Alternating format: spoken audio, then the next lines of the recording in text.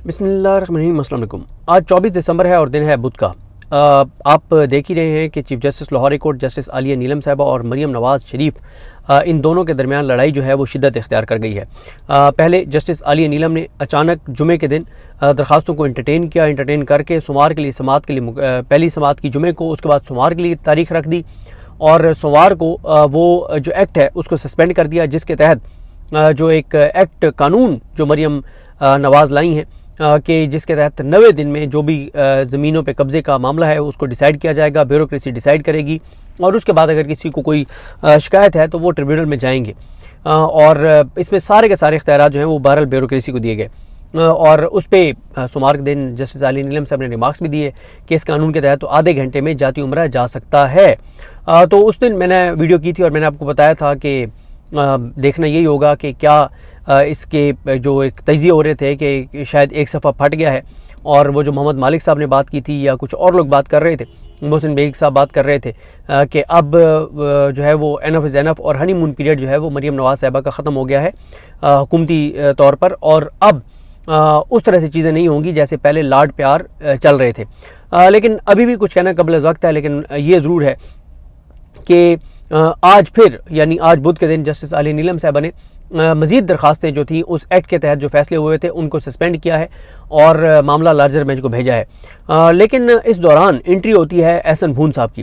एहसन भून साहब ने जो गुफ्तगू की है उससे और ज़्यादा सवालात उठ गए हैं कि चीज़ें किस तरफ जा रही हैं, क्योंकि एहसन भून साहब जो हैं वो इस्टेब्लिशमेंट के बहुत ही करीब लोगों में से यानी 26वीं और 27वीं तरमीम का अगर कोई एक आप मरकज़ी किरदार कहें तो वो एक मरकज़ी किरदार यानी हुकूमत से हट के जिनके पास कोई हुकूमती ओहदा नहीं है तो वो एहसन भून साहब हैं, जिन्होंने 27 यानी तरमीम की खबर बहुत सबसे पहले उन्होंने दी थी, जो बहुत ही ज़्यादा क्लोज है इस्टेब्लिशमेंट के।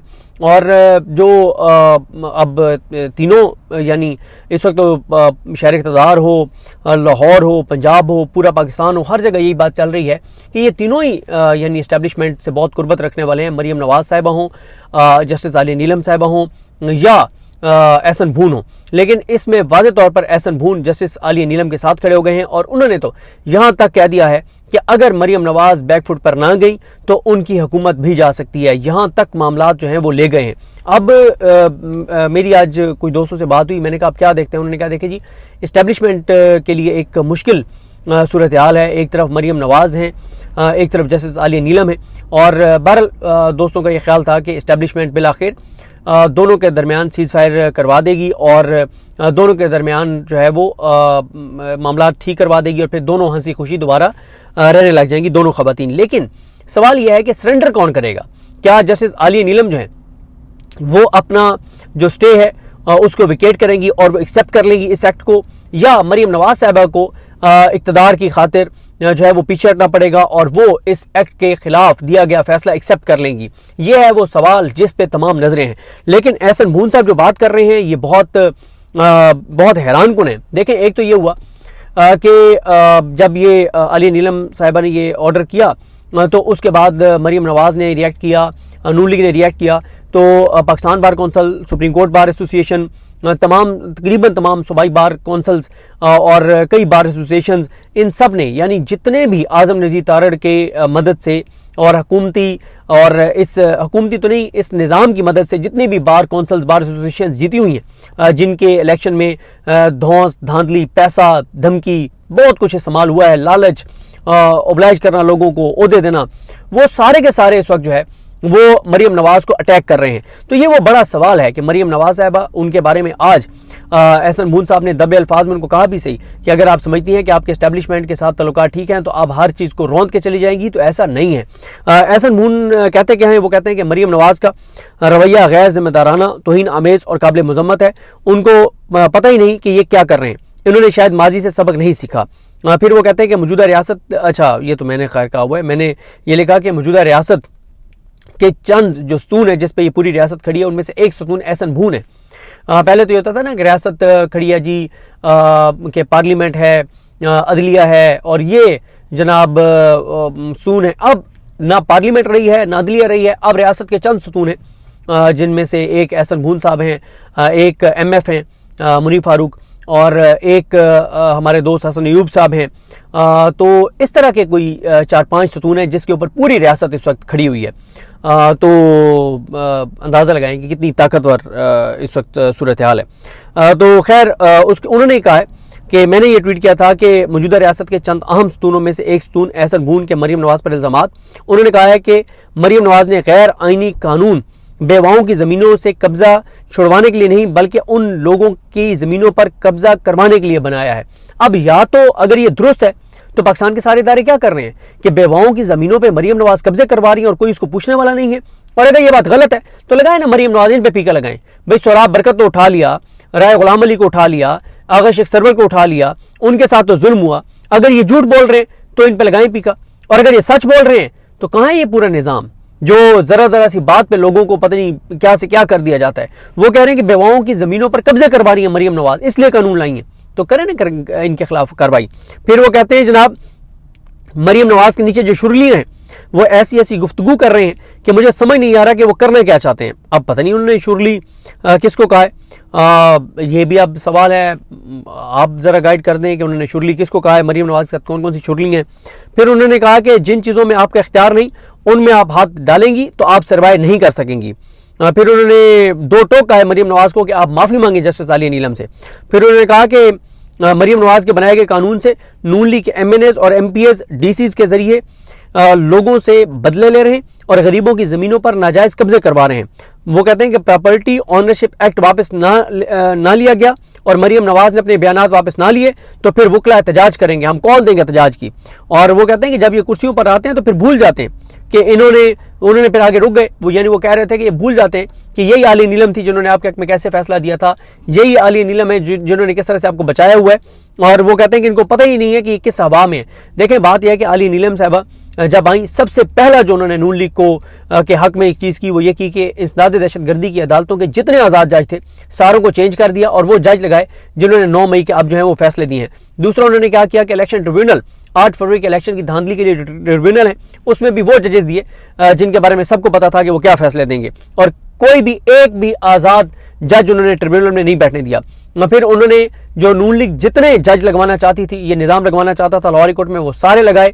और फिर उन्होंने सीनियर जजेस को मुख्तलिफ रजिस्ट्रीज में भेज दिया, किसी को बहावलपुर, किसी को पिंडी, किसी को मुल्तान, और कच्चे जज जो हैं, एडिशनल जज जो हैं जो नून लीग ने भर्ती करवाए थे उन सारों को लाहौर जो है वो प्रिंसिपल सीट पे बिठा दिया।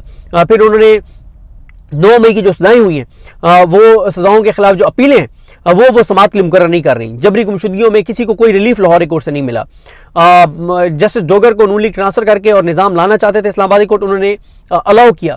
यानी वो जो ये निज़ाम चाहता था उन्होंने CCD पे कोई फैसला नहीं दिया, उन्होंने पीरा या पैरा जो भी फोर्स बनी हुई है उसके ऊपर कोई उन्होंने फैसला नहीं दिया। उन्होंने पंजाब में जो करप्शन, लूटमार, बर्बादी जो पंजाब की करके रख दी गई है उसके ऊपर उनका कोई बड़ा फैसला नहीं है। तो अब ये अचानक कैसे वो एक मामले के ऊपर आ गई, ये बड़ा हैरान कुन है। खैर फिर वो कहते हैं कि वो उन्होंने मुतनब्बे किया है, उन्होंने कहा नून लीग ने जजेस से पंगा लिया था तो हुकूमत गंवा बैठे थे। उन्होंने अब कहा है, उन्होंने कहा है कि मरीम नवाज़ साहबा को दबे अल्फाज में कहा है कि अगर आप इस्टेब्लिशमेंट के बलबूते पे समझ रही हैं कि आप सब कुछ को रौंद के चली जाएंगी तो ऐसा नहीं होगा। फिर उन्होंने कहा एक बहुत बड़ा दावा सामने आया, बहुत बड़ा दावा, मेरे लिए बहुत बड़ा इंकशाफ है माशाल्लाह जी। एहसन बून साहब कहते हैं कि चीफ जस्टिस आलिया नीलम साहब जो हैं वो सबसे गैर जानिबदार तरीन जज हैं, इनसे बड़ा इंडिपेंडेंट जज कोई नहीं है, ये पाकिस्तान की सबसे गैर जानिबदार जज है। लेकिन मैं हैरान हूँ, ये मैं नहीं मान सकता, क्योंकि मेरे नज़दीक तो पाकिस्तान के सबसे गैर जानिबदार जज नंबर 1 हाजी अमीन है, उसके बाद जस्टिस ज़ाहिया खान है, उसके बाद जस्टिस डोगर है, फिर जस्टिस आमिर फारूक है, फिर ये नीचे इन जजेस का क्या करेंगे जिन्होंने इद्दत केस में फैसला सुनाया, जिन्होंने तोशाखाना में, जिन्होंने साइफर में, इन बेचारों का क्या करेंगे। मैं नहीं समझता कि ये गैर जानिबदार तरीन है। हाँ, टॉप 10 में ये आती हैं, लेकिन गैर जानिबदार तरीन जो हैं वो तो जस्टिस हाजी अमीन ही हैं, मेरा ये ख्याल है, मेरी राय, आप इख्तिलाफ भी कर सकते हैं।